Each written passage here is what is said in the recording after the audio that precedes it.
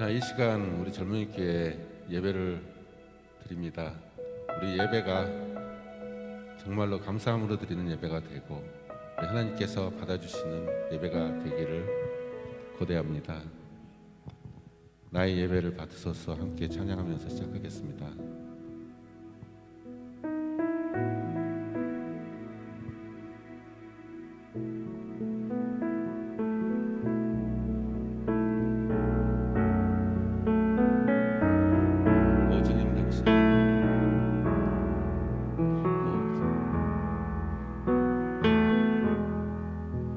주님 당신은 내 삶 구석구석까지 감찰하시며 나를 원하시는 분. 오 주님 당신은 내 삶 구석구석까지 감찰하시며 나를 원하시는 분. 내 길을 밝혀서 영원한 생명의 길로 인도하시며 나를 보호하시는 분. 오 주님 당신은 내 삶 구석구석까지 감찰하시며 나를 원하시는 분. 내 길을 밝혀서 영원한 생명의 길로 인도하시며 나를 격려하시는 분. 크고 작은 갈등을 겪곤 하지만 항상 결국 당신을 선택합니다. 나의 유일한 고백에 내 삶은 오직 아름다운 당신뿐입니다. 나의 유일한 고백에 내 삶은 오직 아름다운 당신뿐입니다. 나의 예배를 받으소서. 홀로 영광을 받으소서. 주여 나의 주여. 오주여 당신은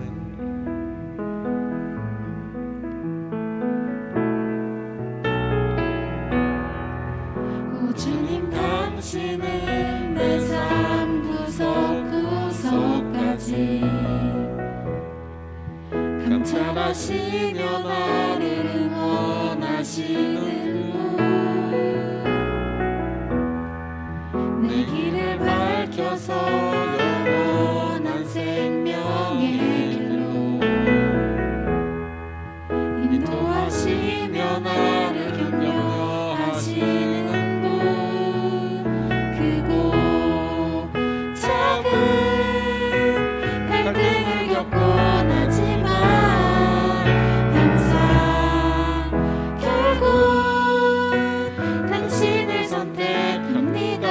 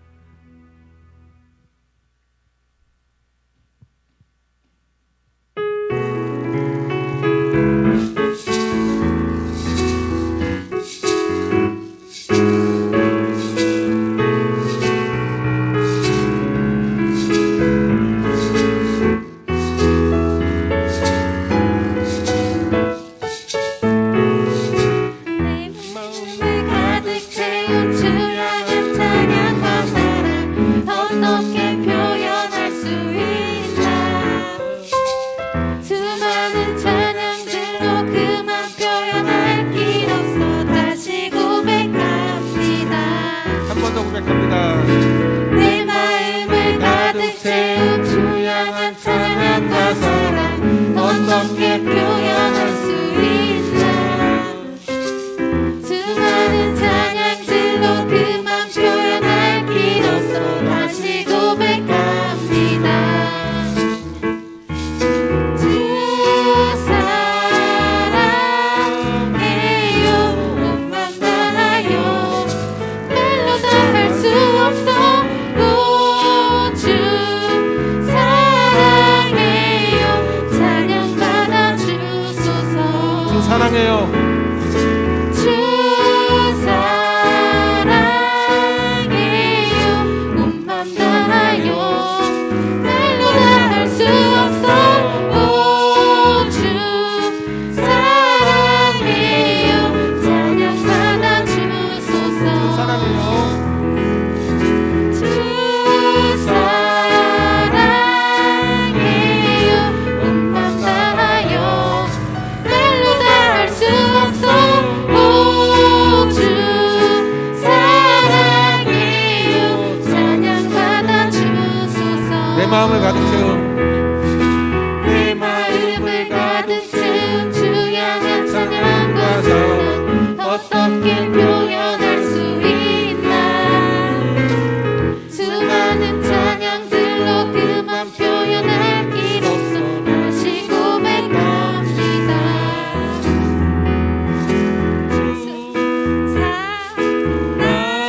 사랑해요 온맘 다하여 말로 다 할 수 없어 오 주 사랑해요 찬양 받아 주소서 수많은 멜로디와 수많은 멜로디와 찬양들을 드렸지만 다시 고백하기 원하네 주님은 나의 사랑 삶의 중심 되시오니 주를 찬양합니다 주 사랑해요 온맘 다하여 말로 다 할 수 없어 오 주 사랑해요 찬양 받아 주소서 사랑해요. 주 사랑해요 온맘 다하여 말로 다 할 수 없어 오 주 사랑해요 찬양 받아 주소서 주님 사랑 다시 고백하는 생활 주신 감사해요 주님 사랑 다시 고백하는 생을 주신 감사해요 내 마음을 가득 채운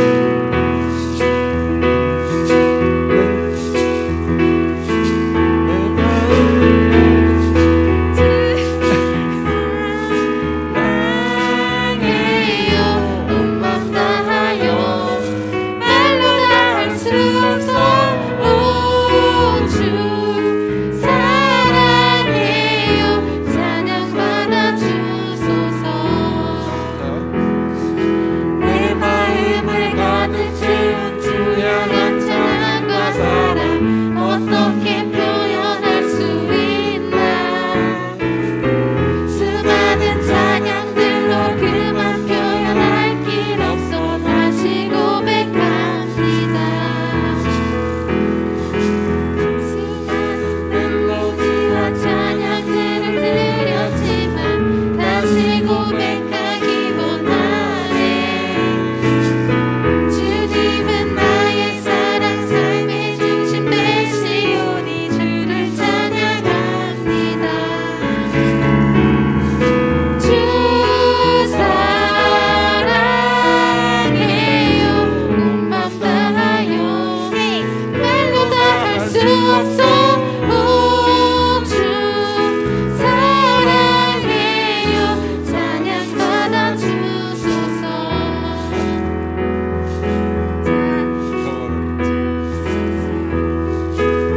넘쳐나네. 찬양 받아 주소서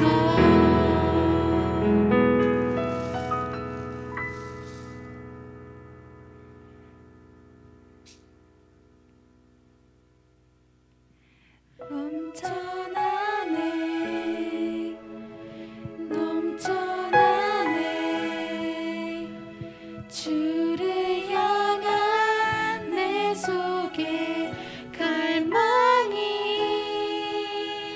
주님께로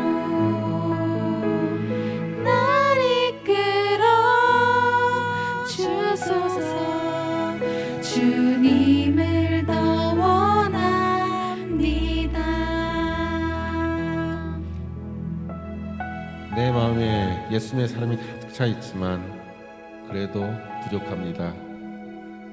저는 더 원합니다. 더 많이 원합니다.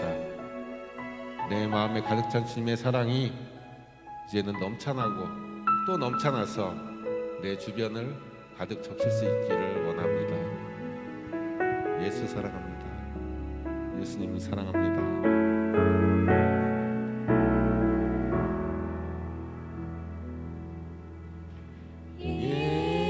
예수 사랑합니다. 사랑합니다. 온 마음 다하여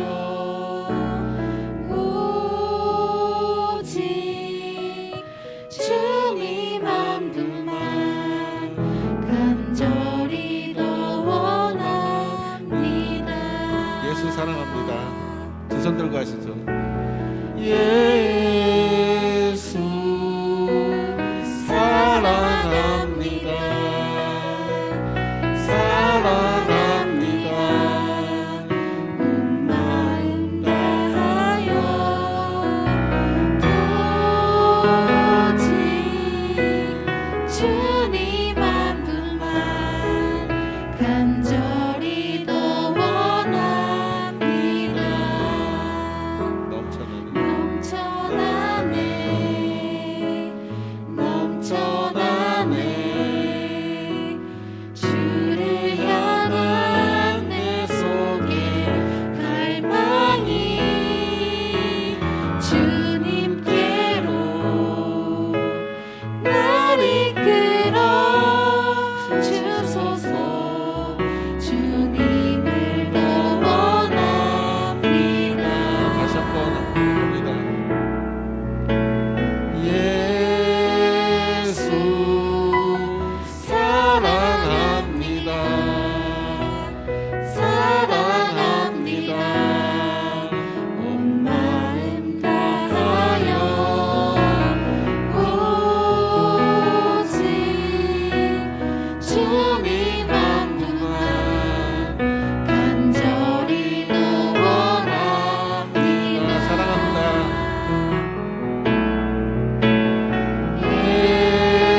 예수 사랑합니다.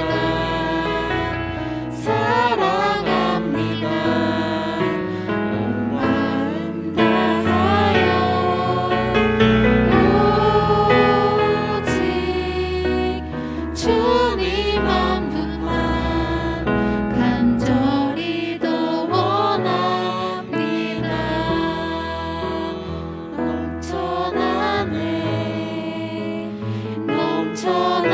넘쳐나네 주를 향한 내 속에 갈망이 주님께로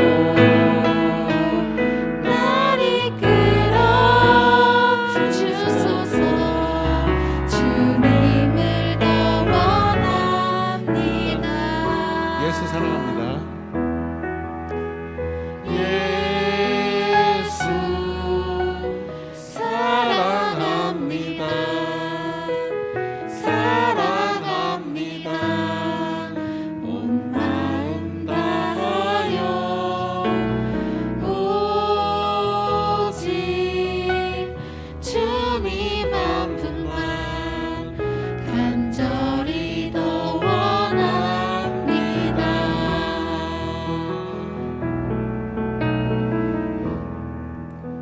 자, 이 시간 하나님께서 주시는 사랑이 또 우리 예수님께서 주시는 사랑이 우리 예배 가운데 가득 넘치고 넘쳐서 정말로 이 세상 밖에 있는 사람들에게 그 사랑을 보여줄 수 있는 우리가 되었으면 좋겠습니다.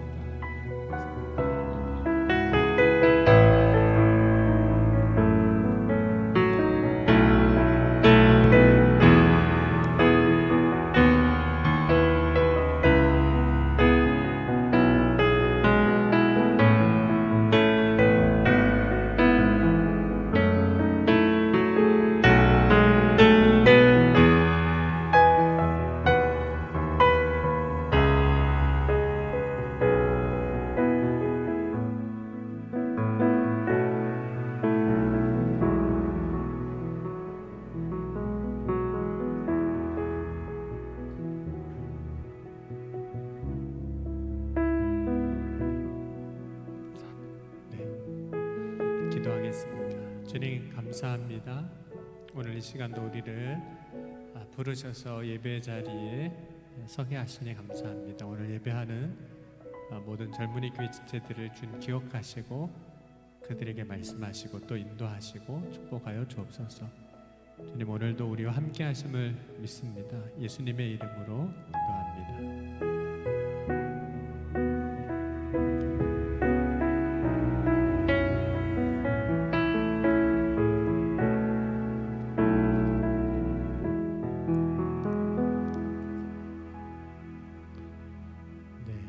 말씀 보겠습니다. 고린도후서 13장 5절. 말씀 오늘은 한 절이거든요. 같이 한 목소리로 읽어 보겠습니다. 고린도후서 13장 5절 같이 읽겠습니다.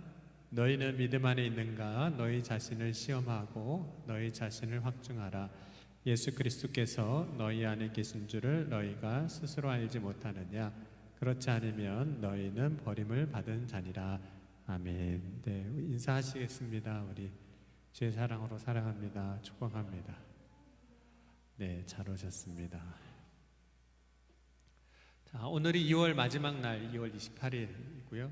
또 2월의 마지막 주일입니다. 그래서 다음 주에 여러분을 만나게 되면 이제 3월에 봄에 우리가 계절적으로 보면 이제 2월 달까지는 겨울이라는 느낌이 강하지만 3월 하면 벌써 이제 봄이잖아요. 봄의 느낌이 강한데 사실은 뭐 2월이라고 해도 밖에 나가면 봄 왔구나 하는 걸 금방 느낄 수 있습니다. 그렇죠? 여러분도 봄 느끼세요?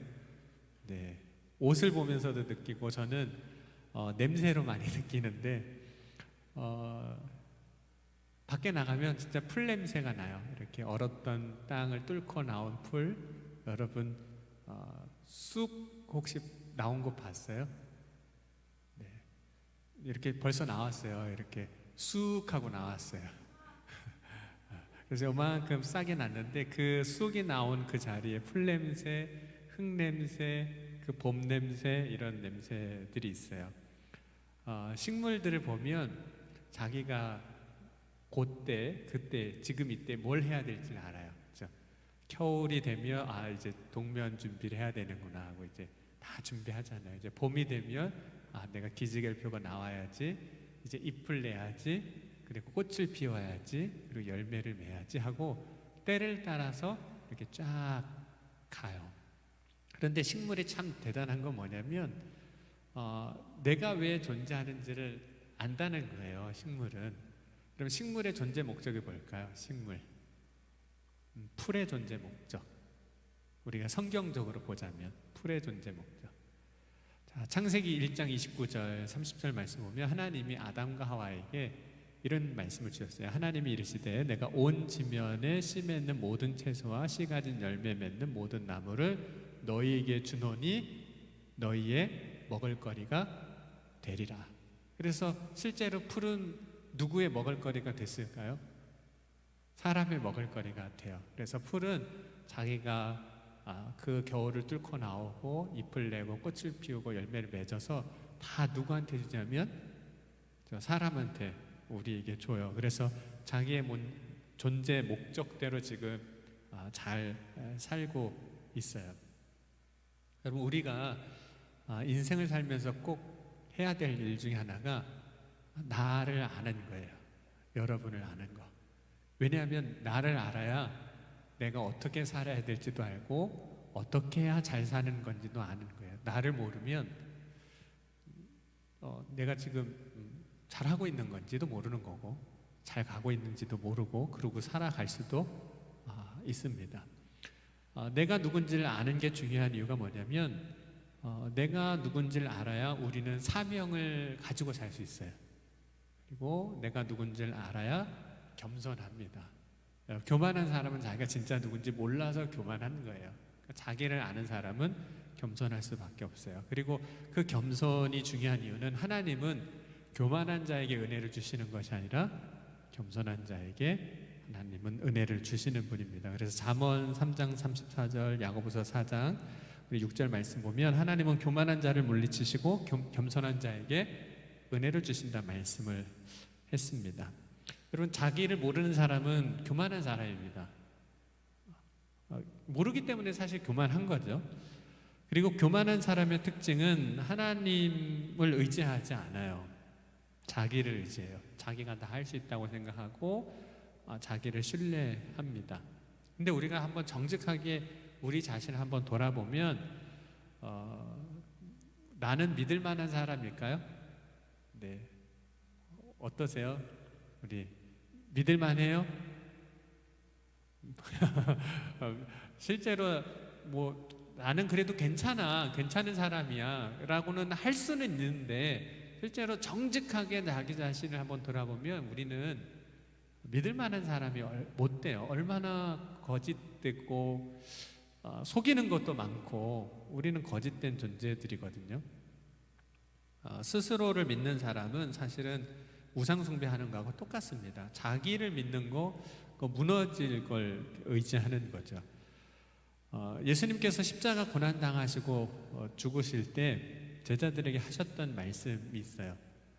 내가 이제 예루살렘에 가서 사람들에게 잡히고 고난 당하고 죽을 거다. 그러나 죽는 것으로 끝나지 않고 제 3일에 다시 살아나리라, 이 말씀을 하셨을 때 베드로가 그때 예수님을 붙잡고 항변을 해요. 예수님 그러시면 안 돼요.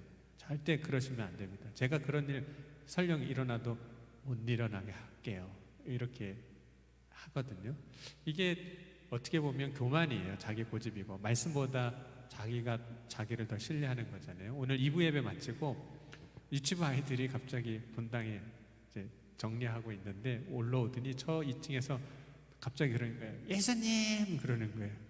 예수님 그러는 거예요. 애들 둘이, 유치부 아이들이 우리 교회. 그래서 얘들이 정말 은혜 받았나, 예배 마치고 와서 예수님을 찾나. 근데 계속 예수님 예수님 그러는 거예요. 그래서 예수님 찾아? 그러니까 저를 보고 그러는 거예요. 그래서 목사님이라고 해야지, 예수님 아니야, 목사님이야. 이랬더니 예수님 이렇게 이제 하고 가는 거예요. 그래서 저것도 고집이구나. 아니라고 그러면 아닌 걸 알아야지, 그죠? 아니라고 그래도 맞다고 우기는 거잖아요. 근데 우리가 지금 이 얘기는 웃고 넘어갈 수 있지만 베드로가 지금 그걸 하고 있는 거예요. 예수님은 아니라고 그러는데 자기는 맞다고 우기고 있는 거예요. 예수님은 맞다고 그러는데 아니라고 우기는 거. 그게 똑같은 거거든요. 그러니까 베드로는 예수님이 말씀해 주셨는데 그 예수님 틀렸습니다. 내 말이 맞아요. 내 의지가 맞는 거예요. 주님 말씀하시는 거 다 틀린 겁니다. 이렇게 얘기를 하고 있는 거죠. 자기를 너무 믿은 거예요. 근데 여러분, 아까 우리 처음 시작할 때 우리는 믿을 만한 존재가 아니라고 그랬잖아요. 우리가요 실제로 그래요. 그래 내일부터가 아니라 오늘부터 난 살 뺄 거야. 믿을 만해요 그 말? 네, 저녁 가면 다 무너지잖아요.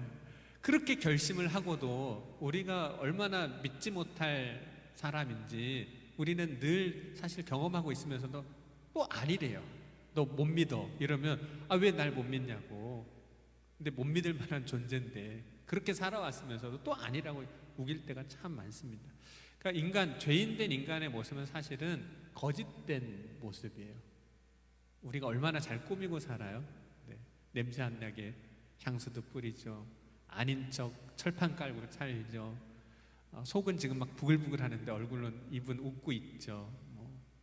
거짓된 자기로 다 살아가고 있습니다. 그런데 하나님이 원하시는 것은 거짓된 자기로 살아가는 게 아니에요. 그래서 우리를 하나님께서 보게 하시는 일들이 있어요. 그러니까 하나님은 우리 스스로가 잘 못 보니까 우리를 보게 하시는 어떤 사건들을 만드세요. 그런 사건들이 일어나게 하시거든요. 하나님은 어떤 사건들을 만나게 하시냐면 특별히 우리를 보는 거는 뭘 보는 거하고 똑같냐면, 뭘 보면 우리를 보는 거하고 똑같냐면 믿음을 보게 하시는 사건들이 있어요. 하나님이 아브라함을 부르셨는데 그때 아브라함이 여호와의 말씀을 따라갔습니다. 그러니까 믿음이잖아요. 말씀을 따라갔으니까. 근데 아브라함의 믿음이 진짜 드러나는 순간은 또 언제였냐면 아브라함을 하나님이 시험하실 때, 이삭을 번제로 드리라고 시험하실 때, 그때 드러납니다. 그 사건을 통해서 믿음이 드러나고 아브라함이 드러나는 거예요. 근데 사건을 우리가 만날 때 두 가지 일을 하게 돼요. 뭘 하게 되냐면 그때 내 믿음을 봐요. 사건을 통해서 내 믿음을 봐요. 아, 내 믿음이 이거구나. 그 믿음을 보게 돼요. 그리고 그 믿음을 그 사건을 통해서 확증하게 돼요. 아, 이건 내 믿음이라고 확증을 한다는 거예요. 근데 여러분 믿음을 보게 될 때 어떨까요? 내 믿음을 여실히 적나라하게 날카롭게 보게 될 때 우리는 어떨까요? 참 부끄러울 수밖에 없습니다. 아브라함이 이제 이삭을 번제로 드리는 사건, 믿음을 보게 되는 사건이 이삭 번제 드리는 사건인데, 그런 사건은 굉장히 특별한 일이잖아요.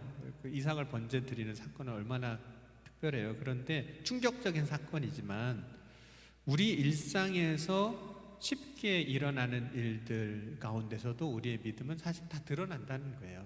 그러니까 그렇게 이삭을 막 번제로 드려야 하는 그런 사건이 아니어도 사실은 사소한, 아주 사소한 사건이지만 그 사건을 통해서 우리의 믿음이 드러나요. 다만 이것이 나의 믿음을 시험하는, 드러내는 사건이라는 것조차도 모르고 우리는 가고 있다는 거예요. 인지를 못해요. 그냥 나는 원래 그렇게 살았으니까, 나는 원래 그렇게 해오던 사람이니까 그냥 그렇게 살고 있는 거죠. 자, 아브라함이 말씀을 따라가면서 믿음을 보였잖아요. 그런데 그 다음에 어떤 일이 일어나냐면 그 가나안 땅 베델에서 제사도 드리고 하나님 앞에 번제도 드리고 예배를 드렸지만 베델에서 애굽으로 내려갑니다. 근데 왜 내려가냐면 기근 때문에 내려가요. 먹을 걸 찾아서 가는 거예요. 자, 여러분, 인간의 본성이 뭐냐면 먹을 걸 찾아서 가는 거예요. 자, 혹시 이제 물어볼게요. 직장 이직 왜 할까요? 네, 더 좋은 걸 찾는. 근데 뭐가 더 좋은 거예요? 그렇죠. 다 대부분 월급이 많이 주는 직장을 좋은 직장이라고 생각하고 그래서 가는 거잖아요. 이직하는 거잖아요.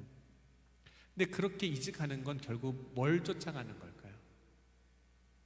먹을 거, 우리의 본성에서 요구하는 거, 그걸 쫓아가는 거예요. 그러니까 아브라함이 베델에서 애굽으로 내려가는 거 어떻게 보면 우리식으로 적용하면 거기 가면 월급 더 준대, 거기 가면 돈 더 번대, 그래서 가는 거랑 똑같아요. 근데 여러분, 애굽으로 내려가기 위해서 이제 살기 위해서 어쨌든 기근 때문에 내려갔는데 그걸 그때 아브라함은 뭐라고 생각 안 했냐면 이거는 내 믿음을 드러내는 거야, 내 믿음을 시험하는 거야 라고 전혀 생각하지 않았어요. 왜냐면 당연하잖아요. 먹을 게 없어서 먹을 걸 찾아서 가는 건 그건 내 본성이 그런 거고 원래 그렇게 하는 거잖아요. 다른 사람 다 하는 거니까. 그게 믿음을 드러내는 사건이라고 전혀 생각 안 하는 거예요. 그리고 이제 애굽에 내려갔는데 물론 이해는 잘 안 돼요. 왜냐면 그때가 아브라함이 75이고 사라가 65세거든요. 근데 아브라함이 내 아내를 사람들이 빼앗아 갈까 봐 누이라고 속여야 된다고 생각을 해요. 믿어지세요? 65세에. 그래서 거짓말을 해요. 살기 위해서 하는 거짓말, 우리는 선의의 거짓말이라고 얘기를 해요. 그리고 그것에 대한 정당성을 부여해요. 내가 살려면 그렇게 해야지 사는 거야. 그런데 그런 것이 나의 믿음을 드러내는 믿음의 시험이라고 전혀 생각 안 해요. 당연히 다 그런 거지. 세상에서 사람이 살려면 거짓말도 적당히 해야 되고 남도 좀 속여야지 많이 버는 거고 그래야지 내가 사는 거니까 그것을 내 믿음을 드러내는 어떤 사건이라고 전혀 생각을 안 한다는 겁니다. 하나님이 아브라함에게 주신 약속이 있어요. 자식을 주시겠다고. 그런데 이 약속을 주시고 10년이 지났어요. 여러분 혹시 10년 전 약속 기억해요? 10년 전. 한 달 전 약속도 기억 못할 수도 있는데 무슨 10년 전. 네. 그러면 10년을 기다렸는데 약속을 안 지키는 사람이 있어요. 그러면 여러분 그 약속을 기다리겠습니까? 10년 전 약속을 아직도 안 지켰어요. 그 사람을 기다리시겠느냐? 10년쯤 약속하고도 아직 아무것도 안 했으면 안 하는 거잖아요. 그 약속 물 건너 간 거예요. 하나님이 10년이 지났는데 약속을 안 이루어 주세요. 그러면 그 약속은 물 건너 간 거죠? 진짜 물 건너 간 거예요? 네, 잘 들으셔야 돼요. 네. 하나님의 약속인데 우리가 생각할 때는 물 건너간 거예요. 이거는 뭐 하나님 약속 포기해야지. 그렇죠? 그래서 어떤 일이 일어나냐면 어느 날 사라가 아브라함한테 와서 그러는 거예요. 우리가 늙었고 아직 이제 자녀도 없고 하나님이 약속하신 거 지켜주지도 않는데 당신이 더 늙기 전에 내가 여종 하갈이 있는데 줄 테니까 나는 이미 끝났고 그나마 당신이라도 가능할 때 종을 통해서 애를 낳으면 어떻겠느냐 이런 얘기를 해요. 굉장히 현실적인 얘기잖아요. 물론 85세 애 낳는 건 현실적인 건 아니지만 그나마 현실적인 거잖아요. 그렇게 해요. 그러니까 아브라함이 그 얘기를 들었습니다. 사라의 아내의 말을 들었어요. 자, 아브라함은 사라의 말을 들어야 될까요? 말아야 될까요? 네. 이건 결혼한 사람과 안 한 사람의 차이예요.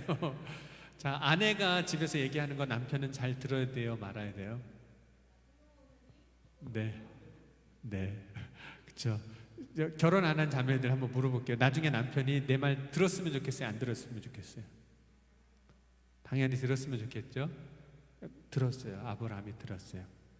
그래서 아내를 기쁘게 할 수도 있겠죠. 아내 말 들었으니까.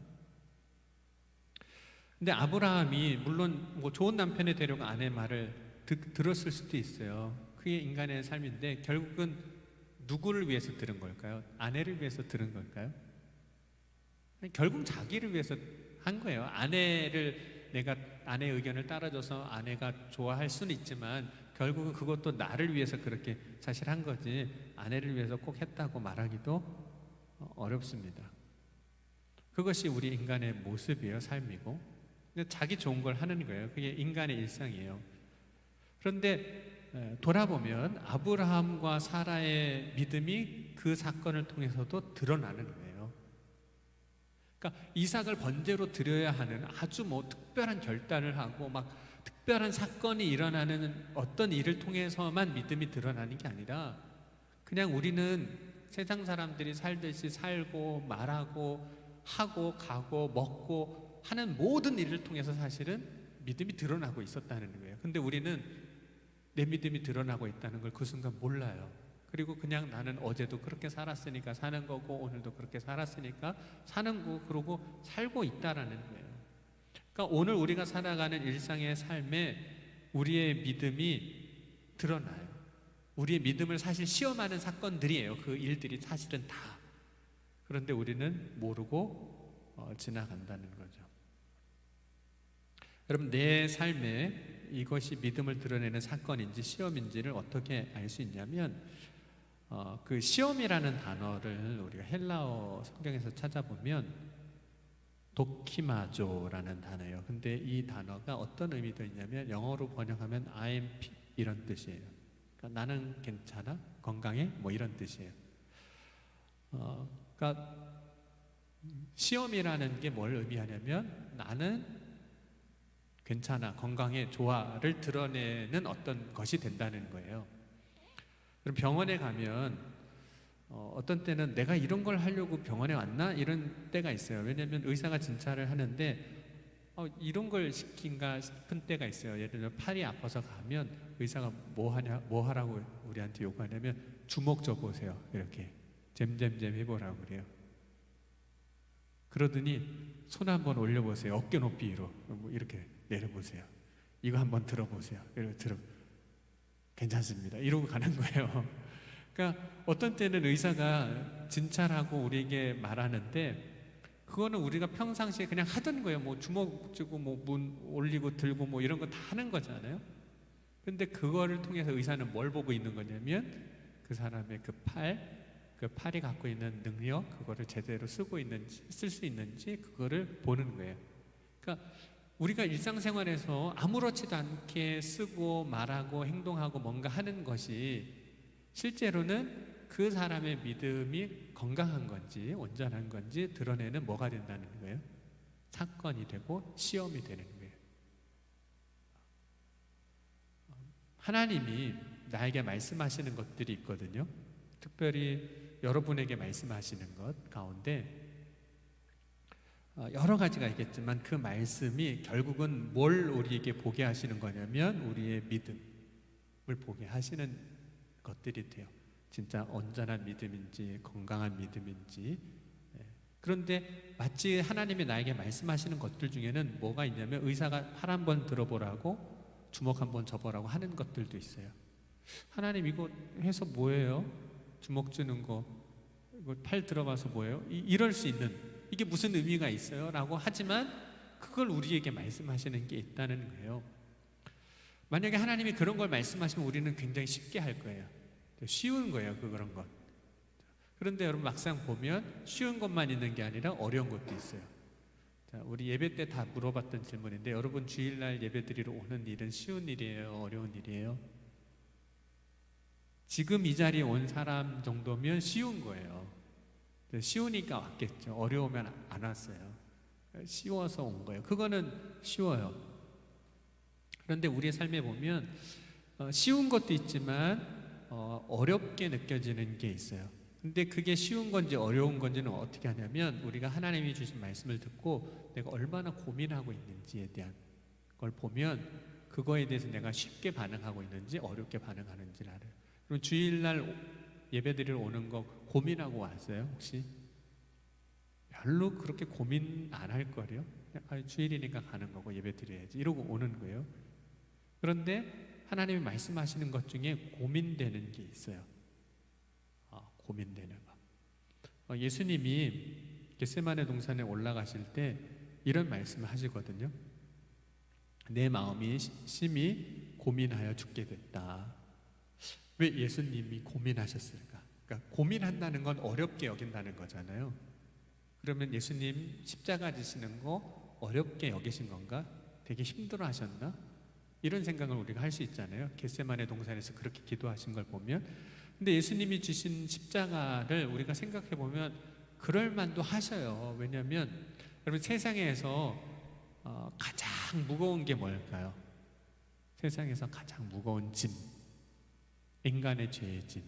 왜냐하면 그건 누구도 어떻게 해결할 수 없는 짐이기 때문에 그래요.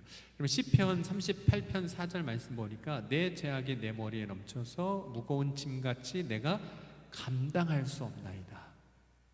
사실 우리 가운데 자기의 죄의 짐을 감당할 수 있는 사람은 없어요. 그러니까 무거운 거예요, 그만큼.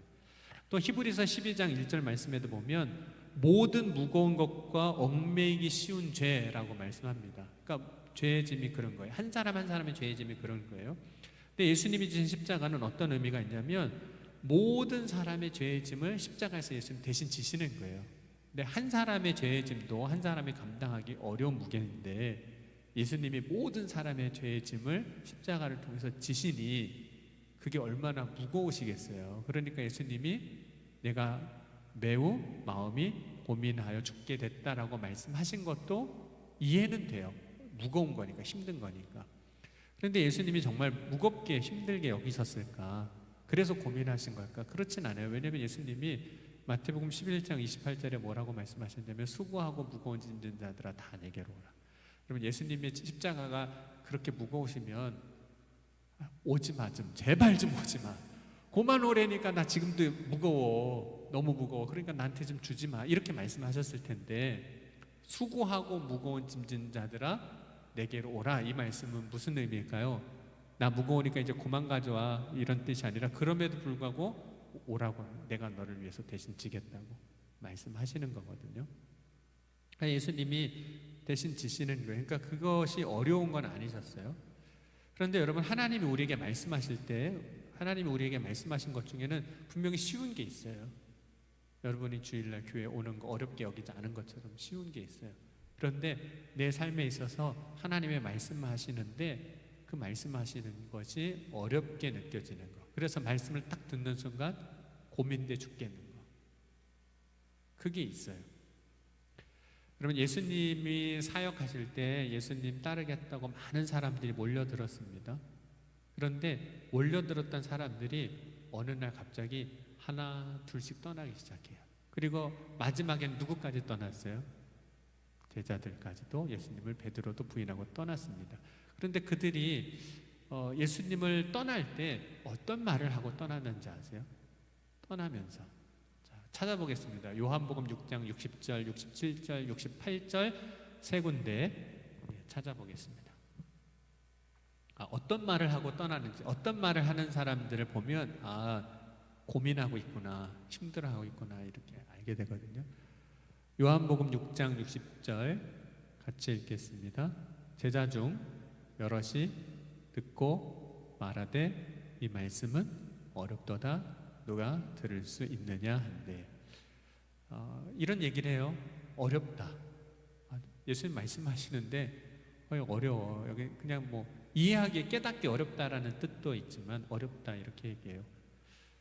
그러면서 67절 보면 이렇게 말씀하고 있습니다. 그때부터 그의 제자 중에서 많은 사람이 뭐해요? 떠나가고 다시 그와 함께 다니지 아니하더라. 그래서 예수님이 어렵다고 하면서 예수님을 떠나는 사람들을 보시고 제자들에게 뭐라고 말씀하시냐면 니들도 갈 거냐? 이렇게 하신 거예요. 너희도 가려냐? 그러니까 예수님을 떠나면서 어렵다고 사람들이 말하는 겁니다. 어렵다고 생각할 때 그것이 사실은 시험이 되기도 하죠. 그런데 하나님이 우리에게 그런 어렵게 하시는 말씀을 하실 때, 시험이 되는 때로 말씀하실 때 정말 한 사람, 저와 여러분을 어렵게 하려고 시험하시는 게 아닙니다. 물론 시험이라는 것 자체는 어려워요. 과정 자체는 어렵지만 하나님이 그런 말씀을 어렵게 느낌에도 말씀을 주시는 이유는 그것을 통해서 결국은 누구의 믿음을 확인할 수 있는 걸까요? 내 믿음을 확인하는 거예요. 그리고 자기 믿음을 그 이후에 확증할 수 있어요. 그런데 여러분, 내 믿음을 아는 게 결국은 누구를 아는 걸까요? 나를 아는 거예요. 내 믿음은 이거구나. 그게 나구나. 어제 우리 말씀하고 같이 하는 거예요. 그게 나구나. 그걸 아는 거예요. 그러니까 여러분, 우리 자신의 믿음을 보는 게 중요한 이유가 뭐냐면 그걸 보는 사람이 자기를 알아요. 그럼 우리는 우리의 삶에 일어나는 사건들을 통해서 나를 결국은 알게 돼요. 나를 만나는 거예요. 그러니까 나를 만난다는 게 조금 표현상 이상하게 들릴 수 있지만 저와 여러분은 사실 늘 매일 나를 만나고 살아가고 있어요. 그러니까 목사님이 나라 아니라 여러분 자신을 여러분이 만나고 살아가요. 오늘 교회 올 때 거울 안 보신 분 혹시 계세요? 거울. 옛날에 노래 중에, 태진아 노래 중에 그런 노래가 있었거든요. 거울도 안 보는 여자는 없죠. 그래서 다 거울 보고 왔잖아요. 옷 입고 한번 보고 어울리나, 잘 맞나, 화장 잘 먹었나, 머리는 C컬 잘 나왔나, 뭐 이러면서 보는 거잖아요. 고대를 하고 막 이렇게 잘 됐나, 막 이렇게 보잖아요. 그러면서 요즘은 그런 말 쓰는지 모르겠어요. 자뻑? 내 모습 보고 너무 만족스럽고 너무 멋져, 뭐 이런 수도 있죠. 근데 여러분 스스로가 사실은 우리가 날마다 우리 스스로를 보고 있어요. 우리를 만나는 거예요. 내가 나를 만나는 거예요. 근데 우리는 언제 또 만나냐면 사진을 보면서 나를 만나는 거예요. 이때 나를 만나는 거죠. 또 영상을 통해서도 나를 만납니다.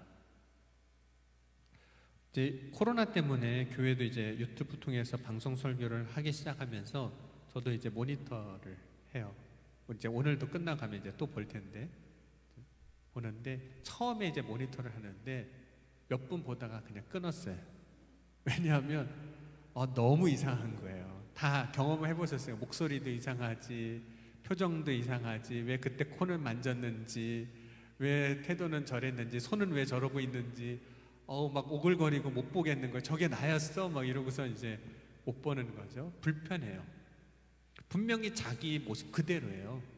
그런데 우리는 우리 자신의 모습을 보기를 그렇게 불편해하고 힘들어합니다. 그 이유가 있습니다. 뭐냐면 우리는 마음속에 내가 생각하고 있는 내가 있어요. 나는 이런 사람이었으면 좋겠어. 이런 사람일 거야. 그러니까 남이 기대하고 또 원하고 바라는 그런 이상형 같은 그런 내가 있어요. 그런데 나는 이럴 거야, 나는 이렇게 되고 싶어 하는 건 있는데 실제로 내가 나를 보니까 그 이상형하고 너무 다른 거예요. 그러니까 싫은 거예요. 부끄럽고 왜 내가 저러고 있는지 모르겠고 그게 보기 싫은 거죠. 그러나 실제로 나의 모습을 보니까 이상적인 게 아니에요. 나의 모습을 직면하게 되는데 그때 부끄럽고 어색하고 창피하고 그렇습니다.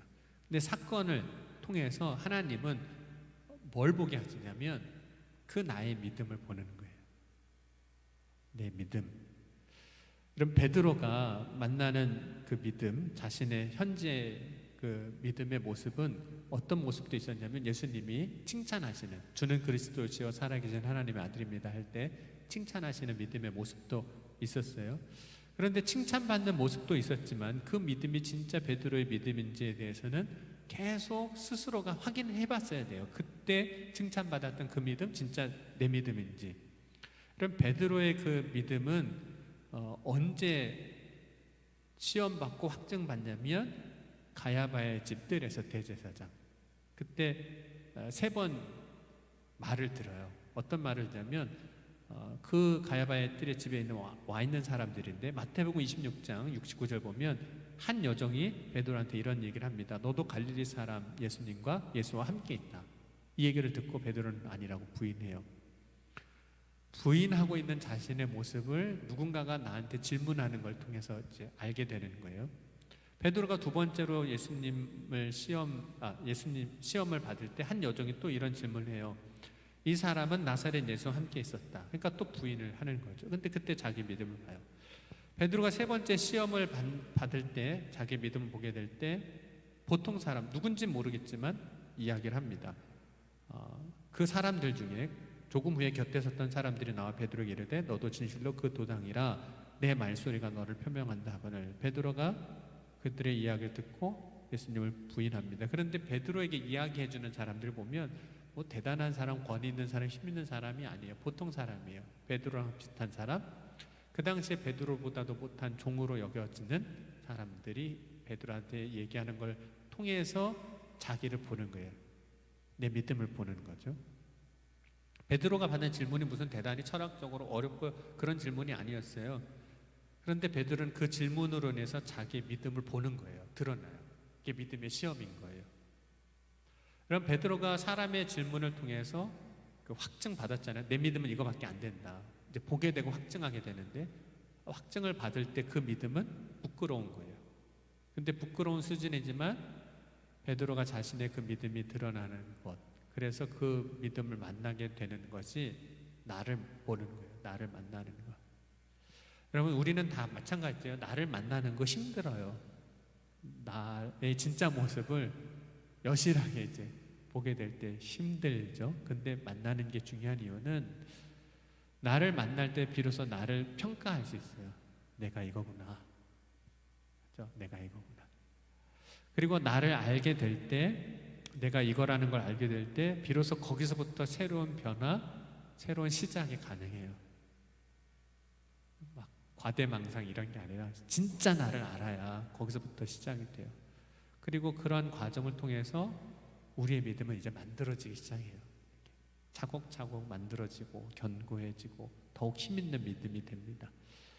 그럼 많은 사람들이 이제 외부에서 일어난 사건이나 외부에서 누군가 말해주는 걸 통해서 자기의 믿음을 보거든요. 대부분은. 그러니까 내가 어떻게 한 게 아니라, 그러니까 외부에서 일어나는 사건들, 하나님이 말씀하신 것도 마찬가지고. 그런데 진짜 건강한 믿음의 사람은 외부에 의해서 자기를 보는 게 아니라 자기 스스로가, 성숙한 믿음의 사람은 자기 스스로가 자기에게 질문함을 통해서 내 믿음을 보는 거예요. 내가 내 믿음을 시험하는 거예요. 자, 오늘 말씀 한번 다시 읽어보겠습니다. 이 부분을 다시 기억하면서 고린도 후서 13장 5절 다시 같이 읽겠습니다. 시작.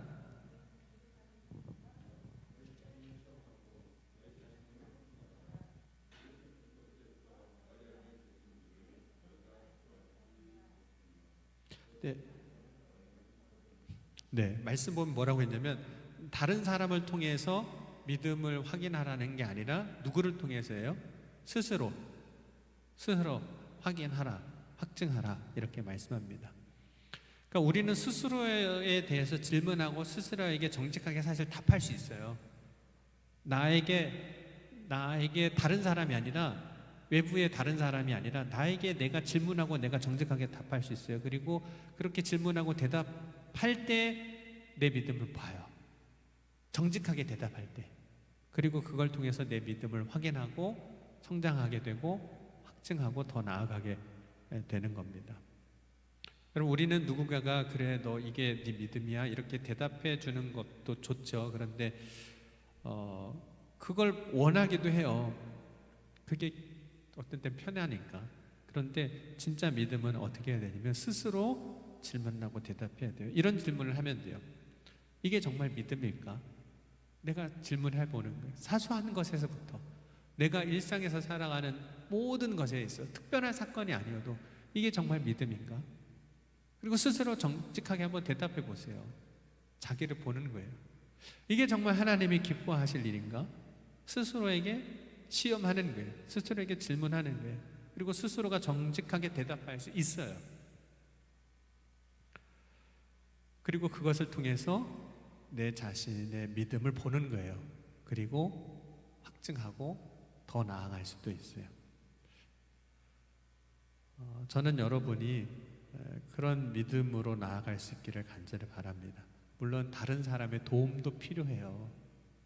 하나님이 주신 특별한 사건을 통해서 우리의 믿음이 드러나고 나를 보고 믿음이 나아가는 길도 있어요. 그런데 성숙한 믿음은 어떤 거냐면 스스로가 시험하고 질문해보고 스스로가 정직하게 대답하고 그걸 통해서 나를 보고 때로는 그 순간 부끄럽기도 하고 창피도 하기도 하고 하지만 나를 알 때 비로소 하나님의 은혜가 부어지는 경험돼요.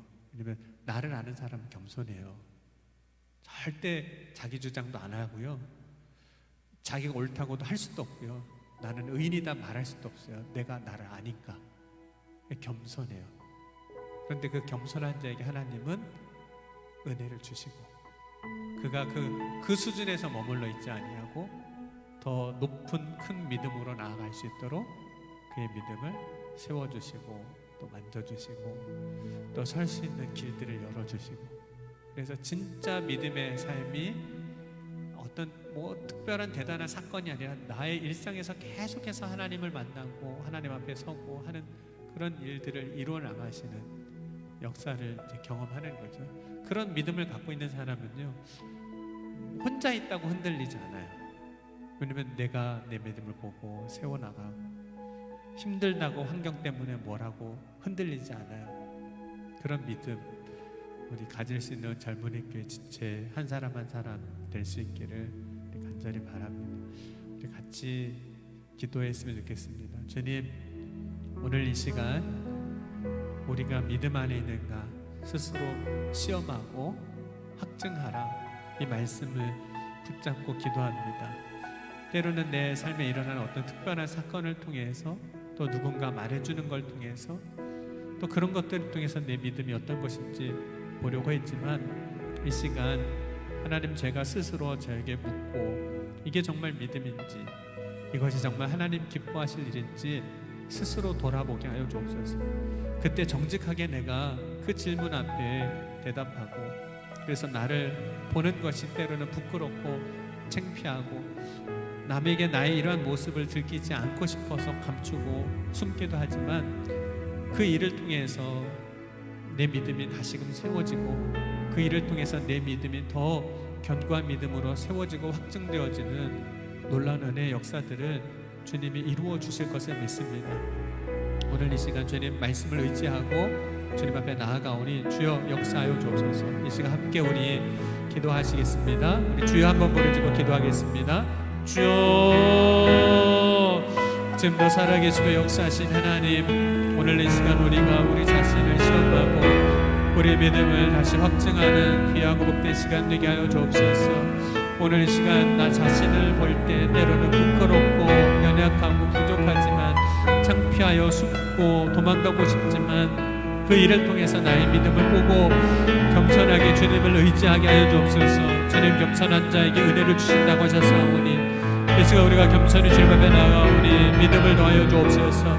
이 일을 통하여 우리의 믿음을 확증하게 하여 주옵소서. 주님, 역사하여 주실 줄 믿습니다. 주여 인도하여 주실 줄 믿습니다. 주여 채워주실 줄 믿습니다. 주여 이 저녁에 이 시간 함께하는 우리 지체들 기억하시고 또 영상으로 함께 예배하는 모든 우리 세계교회 지체들을 주님 축복하여 주셔서 그 자리에서 자기의 믿음을 스스로 아버지 시험하고 확증하고 믿음으로 세워지는 놀라운 은혜의 역사가 임하게 하여 주옵소서. 오늘도 주님 앞으로 더 가까이 나아갑니다. 주여 인도하여 주옵소서. 주여 역사하여 주옵소서. 주님 감사합니다. 때로는 우리가 우리 자신을 보게 될 때 부끄럽고 또 숨고 싶고 숨기고 싶고 나약하고 부족하지만 나 자신을 돌아보는 일을 게을리하지 않게 하시고 스스로에게 내가 말하고 행동하고 살아가고자 하는 그것이 믿음인가 물을 수 있게 하시고 이것이 정말 주님 기뻐하시는 일인가 스스로 묻고 그 질문에 정직하게 대답할 수 있는 은혜를 허락하여 주셔서 그때 내 믿음이 드러나지만 그 드러난 믿음을 통해서 내 믿음이 자라고 또 그 믿음 가운데 확증되어지는 놀란 하나님의 은혜 역사들을 보게 하여 주실 줄 믿습니다.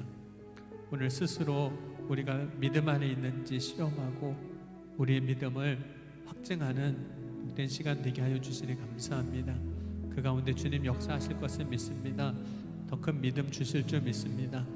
고민하는 믿음이 아니라 어려워하는 믿음이 아니라 주님 말씀하신 거 따라가는 거 주님 내게 있어서 주님 말씀하신 거 따라가는 거 가장 쉬운 일입니다. 모든 무거운 짐은 이미 다 주님이 주셨고 우리는 그저 주님 말씀을 따라가는 것임을 믿고 믿음으로 사는 젊은이 교회 지체 한 사람 한 사람 되게 하여 주옵소서. 주님께서 오늘도 각 사람 가운데 역사하여 주신 줄 믿사오며 사랑이 많으신 우리 주 예수 그리스도의 이름으로 감사하며 간절히 기도하옵나이다. 아멘.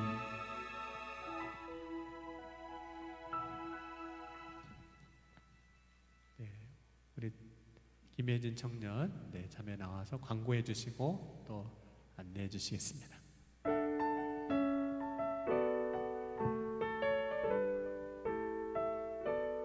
안녕하세요, 여러분. 지금 다들 뭔가 저희 여기 있는 청년들이 지쳐 있어요. 어제 너무너무 에너지와 모든 것을 그 집회에 쏟아버렸기 때문에 지금 몸은 이래 보이지만 아직 마음은 충만하다라는 거. 우리 더 말할 필요가 있을까요? 너무 은혜 받았다는 말이라는 것도 그것도 부족합니다. 그렇죠? 저희가 지하가 아니라 1층에서 이렇게 안내를 하고 다른 교회 청년분들도 많이 왔었어요. 그래가지고 이렇게 안내를 받고 그래서 많이 오시네 하고서는 거의 한 10분 정도 지나서 올라갔었는데 여기 3층 본당이 뒷좌석까지 차여 있었어요. 물론 이제 거리는 두어서 좀 이렇게 띄어져 있긴 했었지만 청년들이 되게 벅차더라고요. 뒤에서 이렇게 보고 있었는데 그래서 우리도 그런 주님의 역사가 있기를 간절히 바라봅니다. 그리고 김성경 전도사님의 말씀도 설마 이 영상도 보고 계실까요? 저희 예배 영상을 모두 보셨대요, 김성경 전도사님께서. 그래가지고 했는데 말씀도 너무 은혜가 많았습니다. 그리고 하트 시그널 참가상이 왔어요, 여러분. 이거는 지금 오신 분들에 한해서 일단은 뽑아왔는데 지금 전달해도 될까요?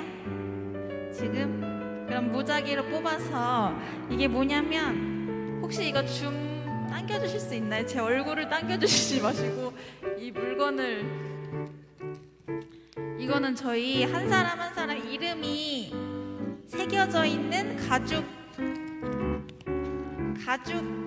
마스크 스트랩입니다. 어떻게 안 당겨주시나요? 그러면 받아서 확인하세요. 가죽 마스크 스트랩인데 이게 한 일주일 정도 넘게 걸렸어요. 와, 요렇게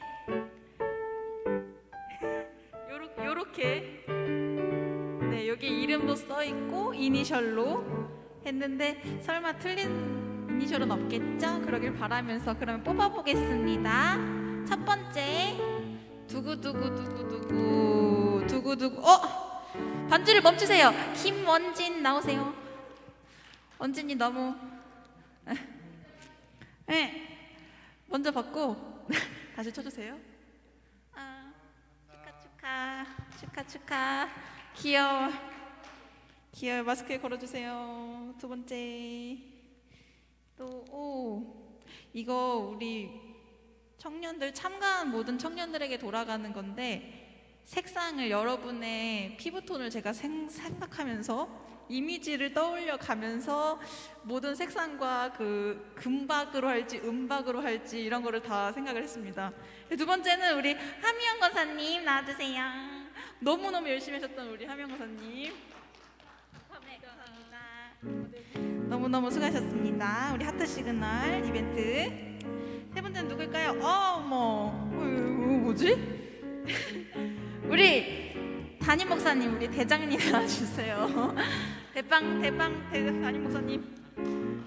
맞습니다.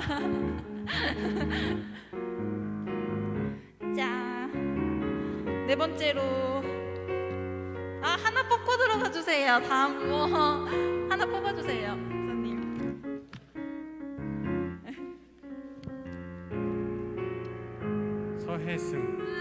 서혜승 안 왔어요. 서혜승 다시 넣어주세요.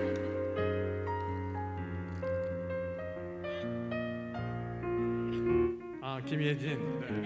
와, 감사합니다. 피부톤. 그 다음은 진희정 축하드립니다. 하나 뽑아주세요.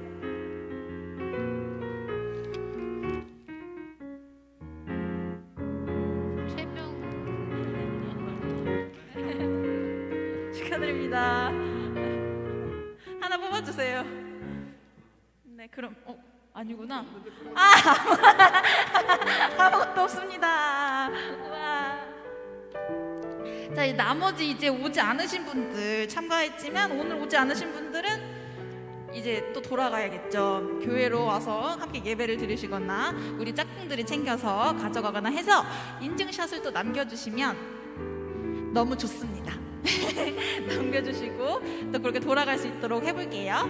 그리고 우리 마지막 기도회 오늘 광고 일단은 대략적으로 설명을 한번 드릴게요. 우리가 젊은이 교회만의 기도회를 작은 기도회를 열어보기로 했어요. 우리가 기도가 정말 많이 필요한 때인 것 같아서 언제 할 거냐면 금요철야 예배 후에 함께 기도하는 시간을 다 같이 가질 거예요. 그래서 금요철야에 왔을 때 4층에서 모여주시면 됩니다. 예배를 4층에서 다 같이 드리고 요거는 딱 정한 거니까 우리 고정 좌석으로 4층은 우리 거예요. 그래서 4층에서 예배를 드린 후에 함께 15분에서 20분 정도 이렇게 기도를 하거나 이거는 또 추후에 조금 더 디테일하게 정리를 해서 제가 공지를 올리도록 하겠습니다. 그래서 금요일에는 우리 또 만날 수 있다라는 거 잊지 말아주시고 금요일에도 만나고 토요일에도 만나고 주일에도 만나고 매주 단톡으로 연락할 수 있는 우리 너무너무 좋은 젊은이 교회가 되기를 간절히 소망합니다.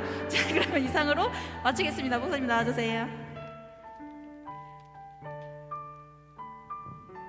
네, 우리 젊은이 교회가 계속 세워지고 만들어지고 또 기쁨으로 채워지는 것 같아서 너무 좋습니다. 우리 온라인 상으로만 만나지 말고 오프라인 상으로도 만났으면 좋겠습니다. 기도하겠습니다. 사랑해 주님 감사합니다.